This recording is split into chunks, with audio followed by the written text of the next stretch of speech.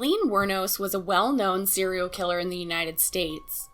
Working as a prostitute along I-75 in Florida, she is known to have killed at least 7 men at point-blank range with a small pistol. Wournos' life was full of trauma, from horrific violence to living below poverty level to years of sexual abuse. "I had to kill them," she claimed. "It's like I'm thinking, you bastards, you were gonna hurt me. It was self-defense. It was like, hey man, I gotta shoot you, 'cause I think you're gonna kill me." Wournos claimed throughout her incarceration that each of the murders was in self-defense. But what truly happened when the hooker from hell started her rampage in 1989? As always, this episode of A Brief History contains graphic content that may not be suitable for all audiences. Viewer discretion is advised. Alieen Wournos was born on February 29, 1956, to parents Diane Wournos and Leo Pittman in Rochester, Michigan. Diane and Leo had a short and troubled marriage and were divorced 2 months before Alieen was even born. Alieen never met her father due to his incarceration for sex crimes against children, and the diagnosed schizophrenic hanged himself while in prison in the late 1960s.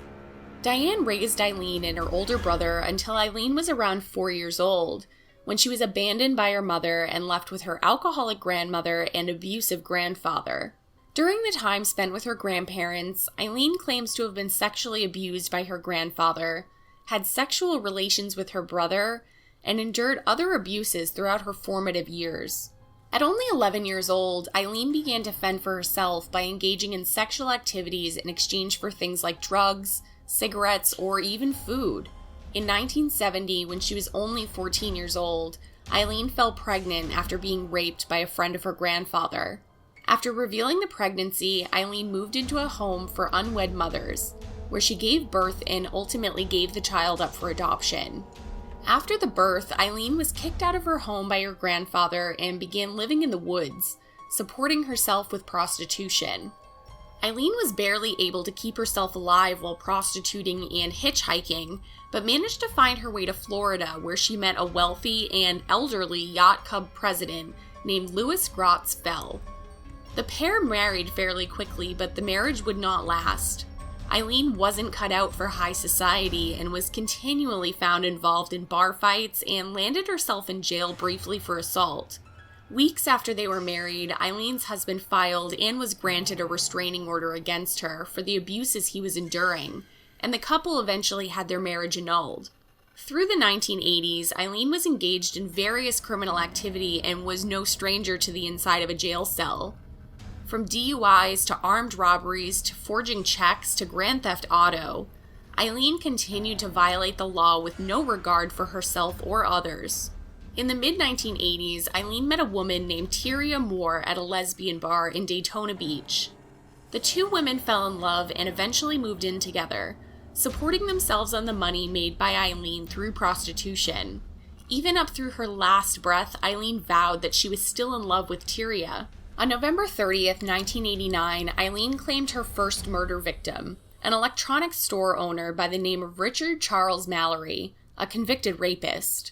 Alieen had been picked up by Mallory and claimed she was sodomized and beaten after having been brought to an abandoned location where she assumed he would pay for her services.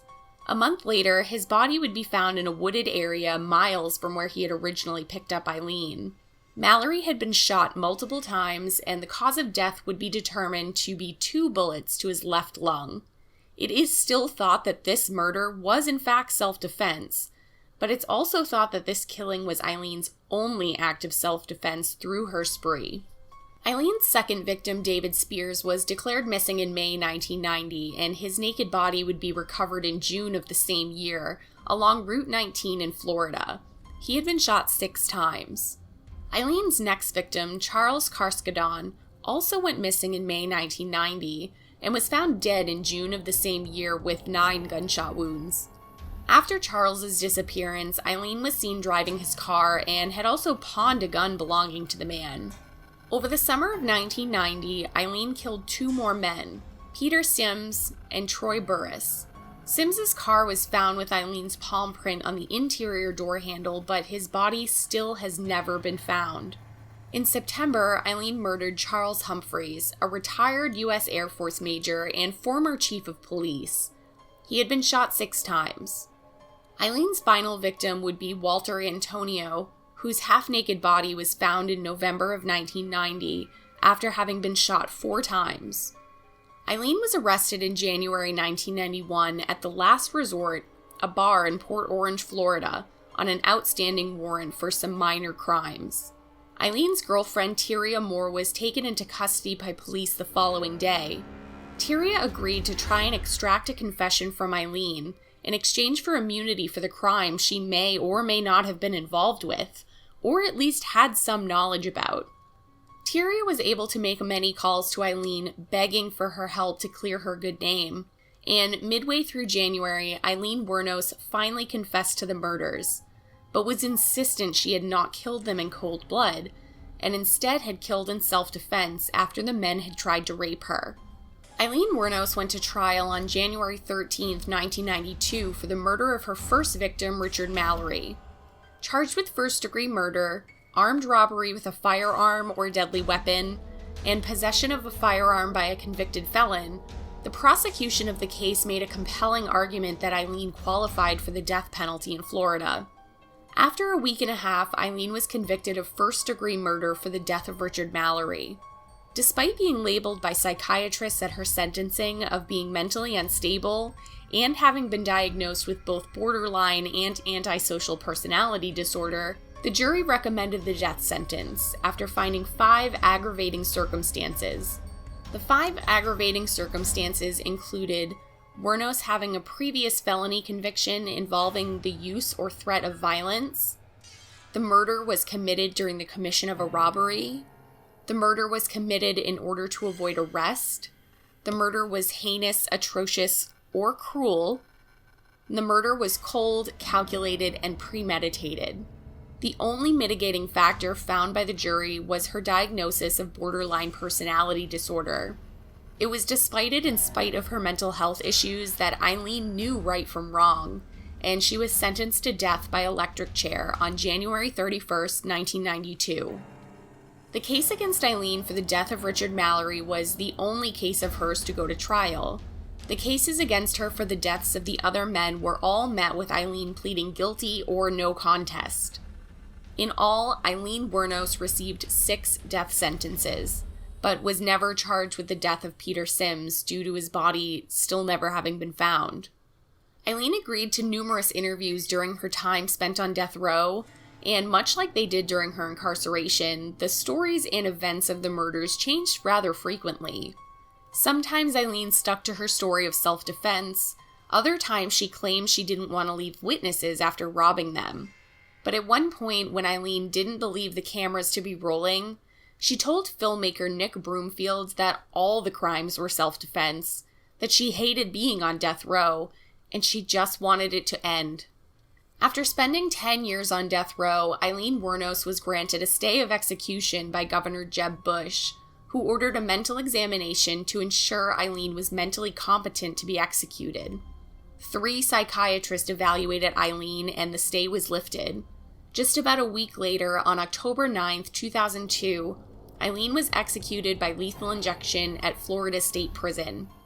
Aileen's last words were, "I'd just like to say I'm sailing with the Rock, and I'll be back like Independence Day, with Jesus June 6th. Like the movie, big mothership and all, I'll be back." Aileen was the 10th woman to be executed in the United States since 1976, and the 2nd woman to ever be executed in Florida. Aileen was cremated and had her ashes spread in Michigan by a childhood friend. As a last request, Aileen asked that the song Carnival by Natalie Merchant be played at her funeral. Natalie Merchant was contacted and permitted the song to be used both at her funeral and in the final credits of a documentary about Aileen's life.